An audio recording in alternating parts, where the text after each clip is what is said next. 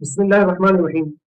نبی کریم صلی اللہ تعالی علیہ وآلہ وسلم نے تین شخصوں کا واقعہ بیان کیا کہ گزشتہ زمانے میں تین آدمی کہیں جا رہے تھے تو انہیں ایک غار کا سہارا لینا پڑا۔ وہ تینوں اس غار میں داخل ہو گئے تو ایک چٹان کا ٹکڑا لڑکتا ہوا اس غار کے منہ پر آ گرا اور اس غار کا منہ بند ہو گیا۔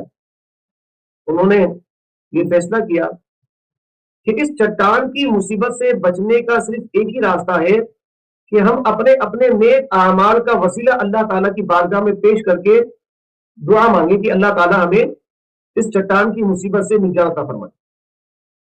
تو پہلے آدمی نے یوں عرض کی، یا الہی، میرے والدین نہایت ہی بوڑھے ہو چکے تھے اور میں کبھی بھی اپنے والدین سے پہلے اپنے بیوی بچوں، اہل و عیال کو اور خدام کو دودھ نہ دیا کرتا تھا۔ ایک روز میں لکڑیوں کی تلاش میں کافی دور نکل گیا۔ جب میں واپس پلٹا تو میرے والدین سو چکے تھے۔ میں ان کے لیے دودھ لایا مگر انہیں اٹھانا، انہیں جگانا مناسب نہیں سمجھا اور نہ ہی ان سے پہلے اپنے اہل و عیال کو دودھ دینا مناسب سمجھا۔ یہاں تک کہ میرے بچے میرے پاؤں میں بل بلاتے رہے مگر میں ساری رات دودھ لیے اپنے والدین کے لیے کھڑا رہا۔ جب صبح ہوئی، میرے والدین نیند سے جاگے تو میں نے ان کو وہ دودھ پیش کیا اور میرے والدین نے وہ دودھ پیا۔ اس کے بعد میں نے اپنے اہل و عیال کو دیا۔ یا باری تعالیٰ، اگر میرا یہ عمل تیری رضا کی خاطر تھا تو ہمیں اس چٹان کی مصیبت سے نجات عطا فرما۔ یہ دعا کرنا تھا کہ وہ چٹان تھوڑی سی سرک تھی لیکن ابھی اتنی جگہ نہ تھی کہ وہ تینوں اس غار سے باہر نکل سکتے۔ دوسرے نے دعا کی، یا الہی، میں اپنی چچا زاد بہن سے محبت کرتا تھا اور اس کے ساتھ میں نے اپنی بری خواہش کا اظہار کیا، اس نے منع کر دیا۔ یہاں تک کہ ایک روز وہ قحط سالی کا شکار ہو کر میرے پاس مدد مانگنے آئی تو میں نے اسے 100 دینار اس شرط پر دیے کہ وہ میرے ساتھ تنہائی میں جائے اور میری خواہش کو پورا کرے۔ مجبور ہو کر وہ رضامند ہو گئی مگر جب وہ میرے ساتھ تنہائی میں گئی تو اس نے کہا، اللہ سے ڈر اور نہ حق یہ گناہ مت کر۔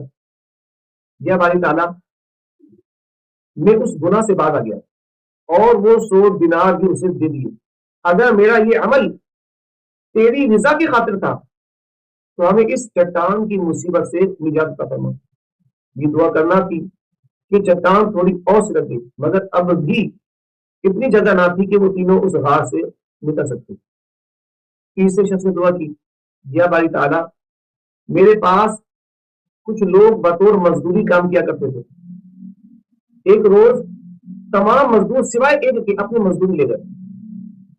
میں نے اس ایک مزدور کی مزدوری کے پیسے کو کاروبار میں لگا دیا اور جب کچھ عرصہ گزر گیا اور اس کا جو مال تھا وہ بڑھ گیا تو وہ میرے پاس آیا اور اس نے اپنی مزدوری کا مطالبہ کیا۔ تو میں نے اس سے کہا کہ یہ گائے، اونٹ، بکریاں اور یہ خدام وغیرہ جو ہیں یہ سب تیرا ہے، یہ سب لے جا۔ اس نے مجھ سے کہا، کیا آپ میرے ساتھ مذاق کرتے ہیں؟ تو میں نے کہا، نہیں، میں مذاق نہیں کرتا، یہ سب تمہارا ہے۔ یہ بات سن کر وہ تمام کا تمام ساز و سامان اپنے ساتھ لے گیا اور اس میں سے کچھ بھی نہ چھوڑا۔ یا بھائی تعالیٰ، اگر میرا یہ عمل تیری رضا کی خاطر ہے تو ہمیں اس چٹان کی مصیبت سے نجات عطا فرما۔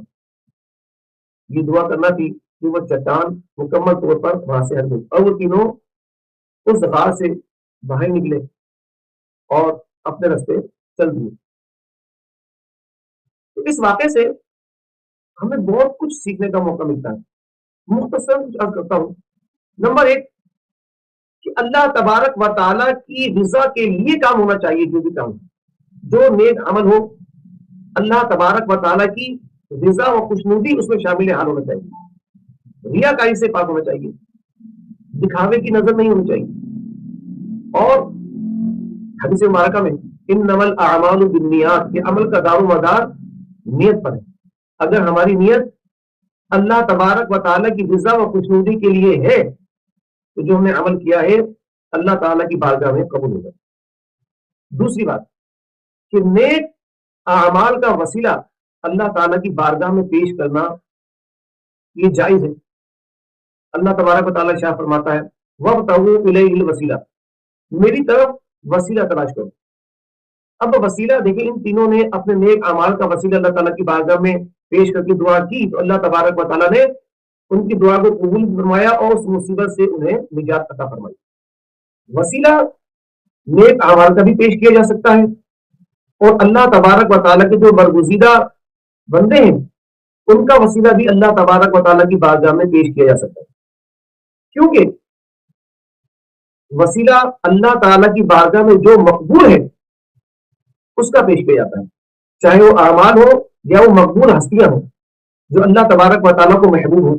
انبیاء ہیں, صحابہ ہیں, اولیاء ہیں, ان کا وسیلہ بھی اللہ تعالیٰ کی بارگاہ میں پیش کیا جا سکتا ہے کیونکہ ان کا اللہ تعالیٰ کی بارگاہ میں مقبول ہونا ہی یہ ہماری لیے سعادت بنتی ہے کہ ہم ان کا وسیلہ اللہ تعالیٰ کی بارگاہ میں پیش کر سکتے ہیں. حضور علیہ الصلوۃ والسلام کا وسیلہ پیش کر سکتے ہیں کیونکہ حضور علیہ الصلوۃ والسلام بھی اللہ تبارک و تعالیٰ کی بارگاہ میں سب سے زیادہ مقبول ہے. اللہ تعالیٰ فرماتا ہے وَمَا أَرْسَلْنَاكَ إِلَّا رَحْمَةً لِلْعَالَمِينَ, کہ ہم نے آپ کو نہ بھیجا مگر تمام جہانوں کی رحمت بنا کے.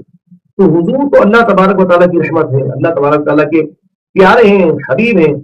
تو حضور علیہ السلام کا وسیلہ بھی پیش کیا جا سکتا ہے, اولیاء کرام کا وسیلہ بھی پیش کیا جا سکتا ہے, نیک اعمال کا بھی وسیلہ پیش کیا جا سکتا ہے. یعنی جو اللہ تبارک و تعالیٰ کی بارگاہ میں شرط قبولیت کو پہنچا ہو اس کا وسیلہ پیش کرنا بھی جائز ہے. جو ہم نے قرآن پاک کی ایسے بھی سن لیا وقت وہ الہی وسیلہ کہ میری بارگاہ میں اللہ کی بارگاہ میں وسیلہ پیش کرو.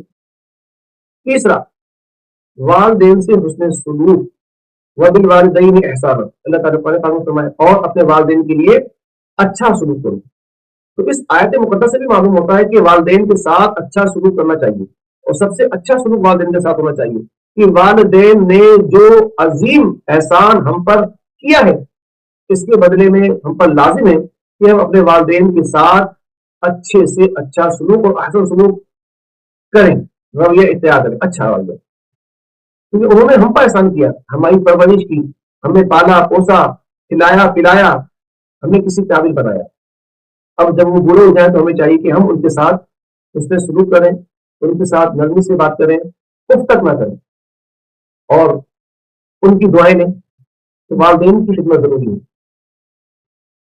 حضرت ابو ہریرہ رضی اللہ تعالیٰ عنہ سے روایت ہے کہ ایک شخص نبی کریم صلی اللہ علیہ وسلم کی بارگاہ میں حاضر ہوا اور اس نے پوچھا یا رسول اللہ صلی اللہ علیہ وسلم سب سے زیادہ احسن سلوک کا حقدار کون ہے؟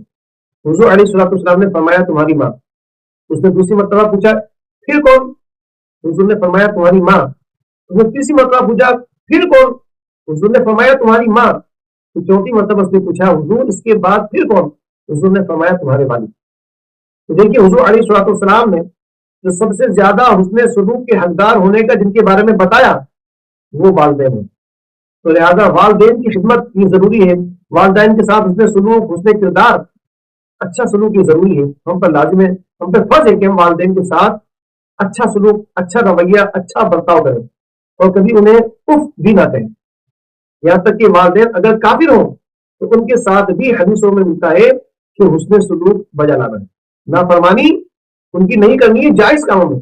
ہاں غیر شرعی کوئی کام ہو حکم دیں تو پھر اس کو منع کیا جا سکتا ہے, کیونکہ رب کی رسول اللہ صلی اللہ علیہ وسلم کی نافرمانی کر کے کسی کی فرما برداری نہیں ہو سکتی, بلکہ والدین کی جو فرما برداری ہے وہ بھی اللہ حکم دے رہا ہے, رسول اللہ صلی اللہ علیہ وآلہ وسلم حکم دے رہے ہیں. تو لہذا حضور علیہ السلام اور اللہ تبارک و تعالی کہ جب تک فرامین کے مطابق وہ حکم دیں گے والدین تو ان کے حکم کو مانا جائے گا, لیکن اگر وہ اس کے خلاف بات کرتے ہیں اسلام کے تو ان کی بات کو نہ مانا جائے. اور یہ نہ ماننا بدسلوکی نہیں ہے, بے ادبی ہے, گستاخی نہیں ہے, بلکہ اللہ اس کے رسول عز و جل صلی اللہ علیہ وسلم کی فرما برداری ہے. تو لہٰذا والدین کے لیے اس کے سلوک ضروری ہے. اور چوتھا یہ کہ حقوق لوگوں کے جو حقوق العباد ہیں اس کا خاص طور پہ خیال رکھنا چاہیے. کسی کا مال ہمارے پاس ہے تو ہمیں چاہیے کہ اسے دیں اور اس پہ قابض نہ ہو جائے. کسی کے مال کو دبا لینا یہ ہرگز جائز نہیں ہے. دنیا میں اگر وہ نہ بھی لے سکا تو قیامت کی روز اپنے نیک اعمال اس کے حقوق کے بدلے میں دیے جائیں گے.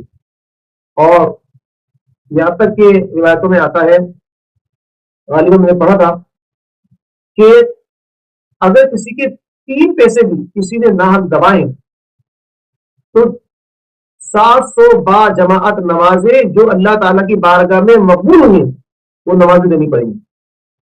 دیکھیے حقوق دبانا کتنا آسان ہے کہ آج لیتے ہیں اور پھر مکر جاتے ہیں یا طاقت ہونے کی وجہ سے ان کو واپس نہیں کرتے ہیں. تو لہذا ان کے حقوق کو دے، ورنہ قیامت کے روز ذلت اور رسوائی کا سامنا کرنا پڑ سکتا ہے. پھر ان اعمال کا جو بھی نیک ہوئے ان کا وسیلہ تعالیٰ کی بارگاہ میں پیش کریں.